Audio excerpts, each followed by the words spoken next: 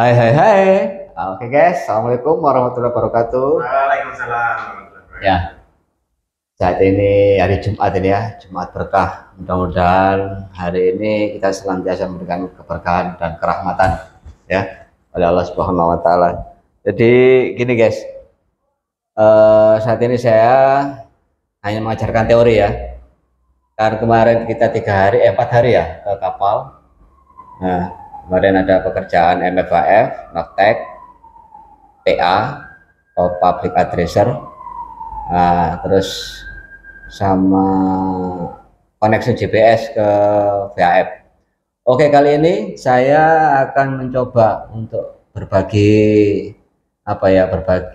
informasi lah, bukan ilmu. Kita biasa-biasa aja, nggak pinter juga. Makanya saya nggak mengajari. Saya di sini cuma sharing aja. Tadi pagi saya dapat telepon dari Abu Dhabi ya. Ada teman saya di sana. Kebetulan dia mengalami kerusakan di Naftek. Nah, kebetulan teman saya ini kerja di Arab sana. Jadi tadi pagi itu habis sholat subuh telepon, sempat kita video call juga. Jadi dia Nafteknya nggak mau nangkep berita. Yang kedua, dia GPS-nya GP150 kena rollover guys. Nah, untuk saat ini saya akan menjelaskan nafteknya dulu ya. Jadi untuk nafteknya itu dia pakai merek Furuno. Merek Furuno tipenya NX700. Nah, NX700 ini ada dua jenis ya, A sama B. Intinya sama sih sistemnya. Ya, terdiri dari display, receiver unit. Receiver unitnya tipenya NX7001 sama power supply PR240CE ini power supply-nya, receiver-nya, ini displaynya. Jadi cara pemasangannya begini guys, kita akan menganalisa kerusakan ya, sekalian. Jadi kita kalau tahu cara masangnya, pasti kita akan tahu bagaimana cara menemukan kerusakan itu, kan gitu guys. Nah, saya akan mencoba tutorialnya ya. Kalau memang ada yang salah, tolong dikoreksi ya. Untuk para maker-maker atau teknisi-teknisi, saya hanya sekedar berbagi aja. Mudah-mudahan ini ada manfaatnya buat teman-teman yang di kapal, yang kebetulan mungkin kapalnya memakai merek dan tipe yang sama. Saya selalu update merek atau tipenya, karena memang Naftek ya, intinya sistem kerjanya kan sama, menerima berita meteorologi, service and rescue, terus navigasi warning dan sebagainya. Sama, cuma kalau mereknya beda, ya pasti dalamannya kan beda. Sama dengan motor ya, sama-sama motor tapi beda merek kan beda. Mau tombolnya di mana, ya kan gitu. Sama seperti ini, alat navigasi ini.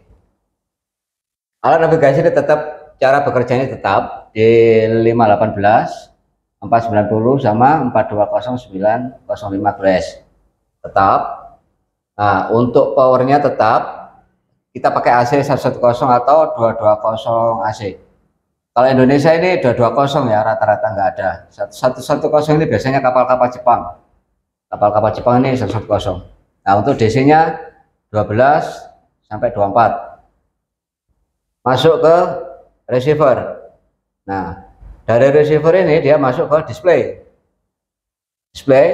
Nah, sama anten ini. Nah, printer koneksinya ngambil dari sini guys, dari receiver, printer. Terus ini ada internal, bukan internal, eksternal ya, eksternal GPS yang masuk juga ke sini. Nah, untuk pemasangannya, untuk yang eksternal ini bisa sampai 100 meter. Jadi kalau mau masang itu jangan sampai lebih dari 100 meter kabelnya untuk nyampe ke sini. Untuk baud rate-nya tetap ya, inputan 4800 bits ini ya. 4800 ini harus disamakan guys supaya bisa kebaca. Ini inputan. Nah, ini adalah dari receiver ini, dia keluar dia ke antena unit. Tipenya ini guys, HX7H. Ini tipenya. Nah, kabelnya ini ada ukurannya guys, maksimal 50 meter nih. jangan sampai lebih ya, mungkin nanti efeknya tidak akurat kemungkinan. Nah untuk yang RG10U itu tipe RG10U bisa sama 3D 2 volt. Ini tipe kabelnya yang dipakai ya, ada dua. Nah dari kabel ini ada power guys 7 sampai 9 volt untuk supaya antena ini bisa berfungsi dengan baik. Nah kabel yang dipakai ini output impedasinya adalah 50 ohm. Jadi tidak kurang tidak lebih ya. Pengalaman saya dari pemasangan masalah kabel ini guys, ini sangat sensitif. Kadang alat itu harus spesifikasinya sesuai dan real, tidak boleh diganti. Kadang kan kita teledor, teman-teman kita itu teledor, gak apa-apa, cuma terima aja. Nah itu akhirnya apa, tidak akan nerima. GPS itu lintang bujurnya nggak akan keluar, mungkin bisa hidup nggak sampai 1 hari ya, habis itu sudah error. Nah ini pengalaman guys, tidak ada di teori. Jadi jangan sampai kabel yang dipasang ini tidak sesuai. Nah untuk Navtec ini ya, ini bekerjanya dibagi-bagi. Jadi kita itu berlayar di daerah mana, di Indonesia sama di Arab sana atau di Amerika ya beda-beda. Ada navareanya guys, ini navareanya jenisnya 4, 5, 10, 11, 12, 13, 14, 15, 16. Ini adalah navarea, daerah yang memancarkan Navtec. Jadi kita berlayar di mana, posisi kita dibagilah sama ini. Kalau kita Indonesia berarti di sini, di 11. Ya, jangan sampai kita ngambil yang di sini, nggak nangkep guys. Di bukunya ada manual bukunya itu untuk daftarnya ya. Untuk area Navaria 4, Navaria 5 itu mana aja, stasiun mana yang memancarkan, jam berapa dia memancarkan, itu ada semua diatur di situ. Nah ini ada backupnya juga guys. Jadi di display ini ada backup baterai ya, kayak apa ya, kayak uang logam kecil itu loh. Nah itu adalah 3 volt, 3,3 volt. Nah biasanya kalau dia mengalami habis itu ada tanda seperti ini guys ya, kotak, habis itu kayak baterai lah, kayak baterai cas HP itu. Nah itu tinggal separuh, itu biasanya tinggal 2,5 atau 2 atau 1,8. Nah gitu. Nah biasanya kalau tanpa penggantian dia akan mengalami drop ya. Harusnya itu 5 tahun sampai 10 tahun guys untuk penggantian baterai ini. Di Navtec ini ada jadi 3,3 ya untuk backupnya, backup DC-nya itu, supaya alat ini bisa berfungsi dengan baik ya. Nah terus untuk pengetesan dia akan muncul seperti ini diagnosisnya ya. Power on, nah ROM oke, sarang oke, drumnya oke, CPU RAM-nya oke, EEPROM-nya oke, baterai 3,3 voltnya oke. Nah itu berarti kondisi daripada Navtec tersebut istilahnya normal ya kan, normal. Nah kenapa kalau di sini normal nih ya, di sini normal, tahu-tahu kita itu nggak bisa nangkep untuk apa namanya, di sini kan tidak ada apa tes untuk anten ya, tes antenanya tidak ada dia, jadi nggak kebaca. Nah kenapa dia tidak bisa nangkep gitu loh. Permasalahannya adalah kalau yang teman saya itu kita kondisinya nggak tahu, jadi pemasangannya dia nempel di dinding. Tadi saya coba suruh lepas nggak bisa karena lagi kerja ya, posisi kerja. Nah cuman saya suruh ngecek aja koneksi daripada antena ke receiver ini. Jadi ini saya suruh ngecek. Jadi yang kita lakukan adalah pengecekan posisi. Navtec ini bekerja saat posisi itu akurat guys. Nah kalau dia tidak ada posisi, dia nggak akan bisa terima, nggak akan bisa terima. Hal ini sudah saya pelajari, sudah saya buktikan juga. Terus pemasangan grounding itu juga sangat penting. Nah, terutama tipe-tipe JRC guys ya. Nah itu pengaruh sekali. Untuk yang NCH300 itu kalau grounding tidak dipasang, itu pasti tidak akan nangkep sampai kapanpun, walaupun antenanya sudah diganti baru. Jadi intinya saya di sini sih nggak di alatnya ya, karena alatnya nggak ada. Di kapal saya itu tidak ada yang bisa saya tunjukkan. Mungkin lain waktu ya, lain waktu kita akan cek. Sementara kita kasih tutorial untuk teorinya aja. Kapan-kapan kita akan ke TKP ya. Jadi kita enak, jadi tahu persis. Ya kita juga terbentur ya, kapal kadang kan tidak ada. Terus kebetulan kapalnya alatnya yang seperti itu di kapal-kapal kita tidak ada. Saya belum pernah. Ini aja tadi saya pakai video call sama teman saya itu. Jadi yang kedua dia mengalami rollover JBS GP180 guys. GP180. Saya tanya sudah diupdate kah? Sudah, tapi kembali lagi.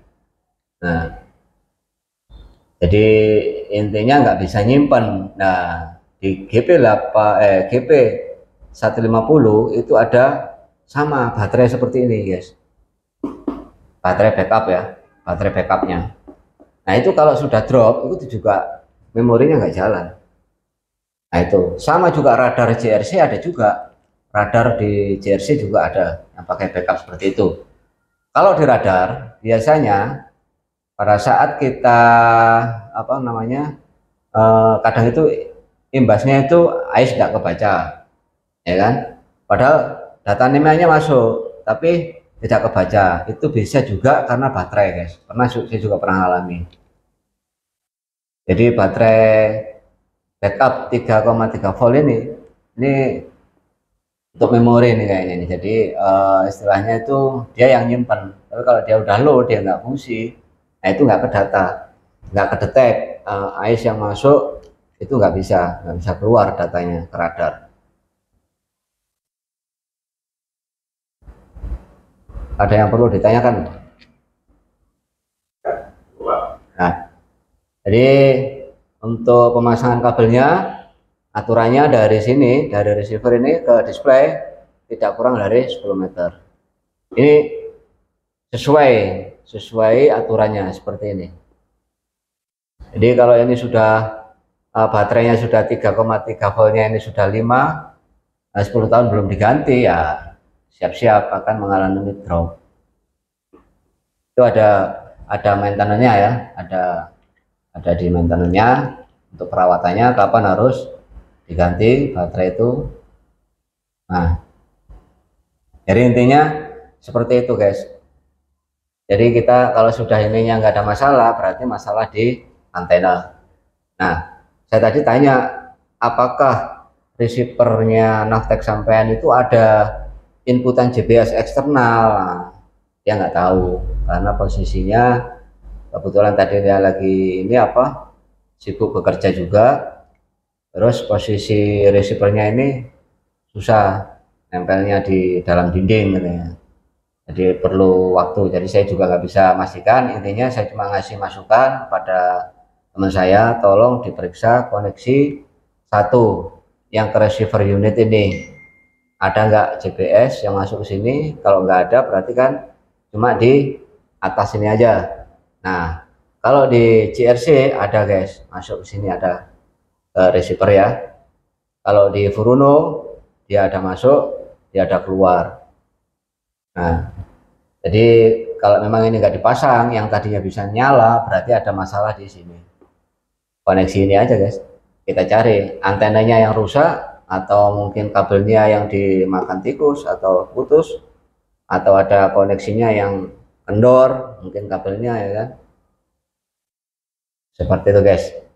Ini aja yang bisa saya sampaikan. Kalau memang ada kurang dalam tutorial saya mohon maaf. Untuk para teknisi yang maker ya, yang lebih jago daripada saya mohon maaf. Karena di sini saya intinya hanya berbagi ilmu ya. Kita sharing-sharing aja. Saya bukan dosen, saya bukan pengajar. Saya hanya membagikan pengetahuan yang saya tahu kepada teman-teman. Intinya saya tidak ada pikiran untuk menyesatkan, jadi biar paham. Jadi di kapal itu kan kadang kita tahu naftek terpasang, radar terpasang, dia nggak paham powernya di mana ya, suruh nyari powernya nggak tahu. Taunya saklar langsung matikan, ya kan? MCB-nya langsung matikan. Ya teman harus tahu jenis perangkatnya apa, itu kalau emang naftek tipenya apa. Nah komponennya naftek NX 700 Furuno ini komponennya apa aja? Display, power supply, darurat DC, backup, terus anten, kan gitu. Harus paham sebagai perwira navigasi ya, harus paham, harus tahu. Soalnya kalau perwira mesin ya kalau nggak tahu wajar karena berada di kamar mesin. Jadi kita ini posisinya di anjungan. Jadi perwira navigasi rata-rata kan sudah pegang jam DSS. Nah, harus paham. Anda punya ijazah jam DSS tapi nggak tahu navigasi itu kayak apa, instalasinya kayak apa. Terus kalau ada teknisi datang mau masang, dipasang begitu aja, sampai nggak tahu apa-apa.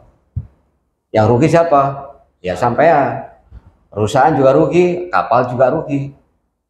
Nggak bisa berfungsi, cuma dipasang maunya ya kan. Atau yang harusnya bisa selesai, kapal sandar selesai, tahu-tahu di tengah laut nggak bisa dipakai. Nah, itu intinya tiap kali ada teknisi datang ke kapal itu diawasi ya.